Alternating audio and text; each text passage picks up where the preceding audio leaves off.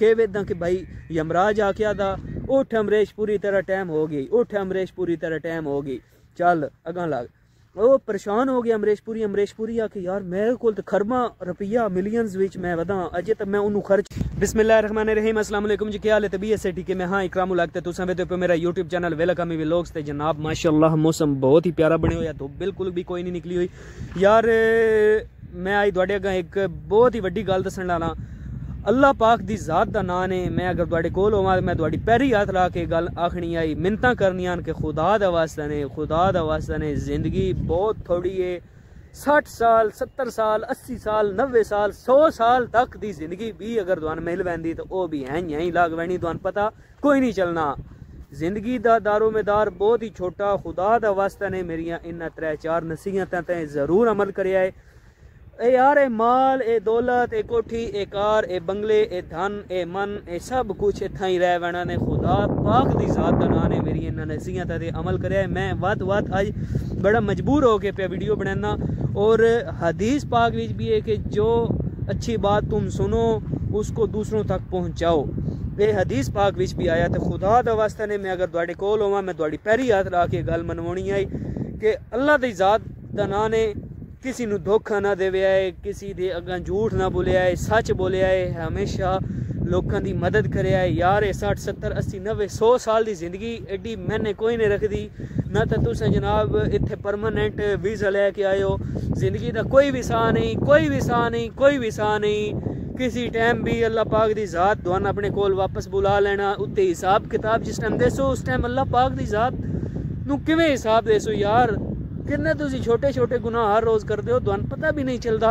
वो इतने वड्डे गुनाह हो वैने कि उन्हां दा हिसाब देना औखा होना। खुदा पाक दी जात दा नाम ने मेरी मिन्नत है। मैं तुहाडे अग्गे हथ बनदा, मेरे एक ही इत्थे मोबाइल है, मैं हथ बनना कि खुदा दा नाम ने धोखा ना देवे है किसी नू। सच बोलिया है, सच बोलिया है, सच बोलिया है, झूठ बिल्कुल भी ना बोलिया है। मैं कोई लालच नहीं है कि मेरी वीडियो फेम होवे या कि मैं सबसक्राइबर अपने मंगवा रहा या इनक्रीज़ करवा रहा या मेरे व्यूज़ ऑन। मैंने कोई किसी चीज़ की गरज नहीं, बस ये नसीहत है। मैं अपने भरावां अग्गां इस गल नू करना ही कि धोखा नहीं देना, सच बोलना, झूठ नहीं बोलना। इंशाअल्लाह मैनू उम्मीद है कि मेरे भरावां नू मेरी वीडियो पसंद हो सी और इंशाअल्लाह इन्हां गल्लां ते तुसीं अमल करसो तो तुहाडी जिंदगी भी सकून वाली गुजर सी। ते मैं यार साडे तो पहले कितनियां कौमां आईयां गुजर गईयां लग गईयां, साडे तो पहले कितने बादशाह लग गए गुजर गए, हालांकि किसी नू पैसे की कोई थोड़ तो नहीं ना। हुण मैं तुहानू एक इंडिया का बहुत ही वड्डा मशहूर अदाकार उसका नाम है अमरीश पुरी।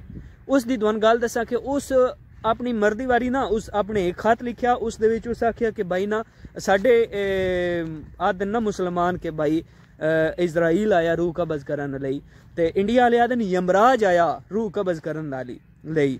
ते ये गल करन लगा कि उस अपने खत दे विच लिखिया कि मेरे कोल खरबा करोड़ां ते खरबा रुपया आई मेरे कोल कि एक दिन मैंने ख्वाब आया, ख्वाब दे विच मैं कह वेदा कि भाई यमराज आख्या था उठ अमरीश पूरी तरह टाइम हो गई, उठ अमरीश पूरी तरह टाइम हो गई, चल अगा लग।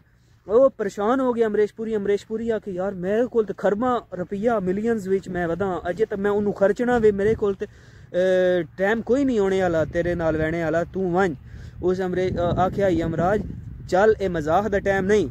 अमरीश पुरी परेशान हो गया, ख्वाब पे वेदा ना ते उस आख्या यार मेरे को खरबा रुपया ले ले, अरबा जितना भी मेरे को पैसा सारा तू पैसा मेरे को ले ले, खुदा दा वास्ते मैं सिर्फ और सिर्फ एक दिन की मोहलत दे छोड़, मैं अपने बहुत ज़्यादा अजे काम रंदे जेड़े मैं अजे करने।